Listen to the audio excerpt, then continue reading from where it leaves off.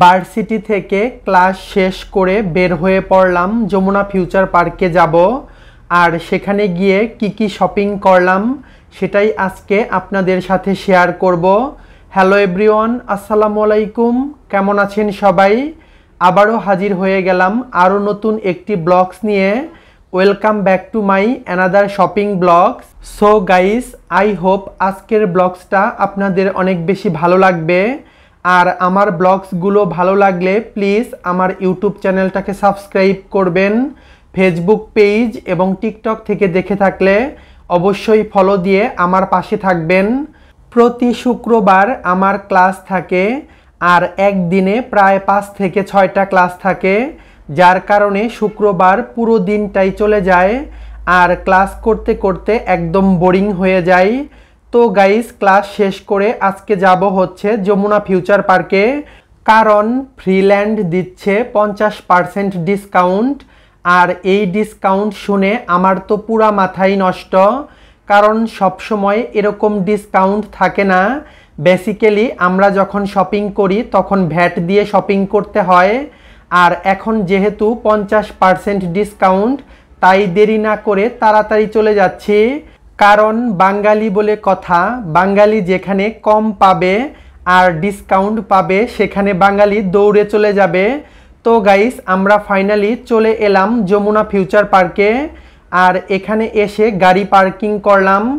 দেন আমরা চলে যাব ফ্রিল্যান্ড আউটলেটে। আমি যমুনা ফিউচার পার্কে যতবার শপিং করেছি ততবারই আমি এখানে আমার পছন্দের আউটলেটগুলো খুঁজে পাই না, কারণ হারিয়ে ফেলি, এতটাই বড় স্পেস। তো গাইস, ফাইনালি আমরা চলে এলাম ফ্রিল্যান্ড আউটলেটে। যমুনা ফিউচার পার্কে ফ্রিল্যান্ড আউটলেট হচ্ছে লিফটের 2তে, তার মানে 3য় তলাতে। তো আমরা 3য় তলাতে চলে এসেছি। প্রথমে আমি ঢুকেই কিছু শার্টের কালেকশন দেখছি, আর আমার কাছে ভালোই লেগেছে। আমি এখান থেকে 2টো শার্ট নিয়েছি, আর ডিসকাউন্ট বলে এত পরিমাণে ভিড় ছিল যে বলার মতো না। যদি আপনারা শপিং করতে চান অবশ্যই আপনাদের নিকটবর্তী ফ্রিল্যান্ড আউটলেট থেকে জেনে নেবেন ডিসকাউন্ট কতদিন থাকবে, কারণ এই ডিসকাউন্ট বেশি দিন থাকে না। স্পেসিফিক কিছু দিনের জন্য ডিসকাউন্ট থাকে, যেমন রোজার ঈদের পর ডিসকাউন্ট দিয়ে থাকে, আর এই ডিসকাউন্ট চলে কোরবানি ঈদের আগ পর্যন্ত। তো যাই হোক, আমরা শপিং শেষে এখন বাসার দিকে রওনা হলাম।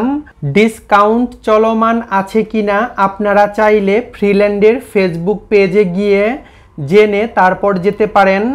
তো ফাইনালি আমরা বাসায় চলে এসেছি, আর আমি 2টো শার্ট নিয়েছি ফ্রিল্যান্ড থেকে, আর নিয়েছি দর্জিবাড়ি থেকে কিছু ফর্মাল ড্রেস।